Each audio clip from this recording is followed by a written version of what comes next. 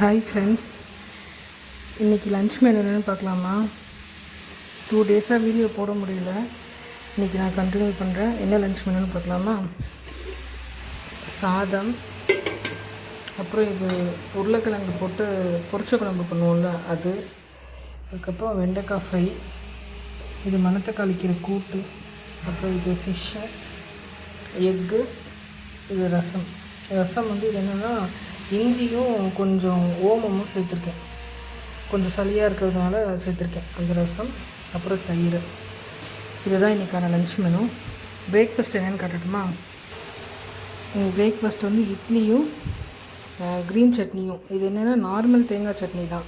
அதில் வந்து கருவேப்பிலையும் கொத்தமல்லியும் பச்சையாகவே அரைச்சிருக்கேன். ஆனால் அந்த பச்சையான ஸ்மெல்லே தெரியாது, ரொம்ப நல்லாயிருக்கும். இதை ட்ரை பண்ணி பாருங்கள். Thank you friends.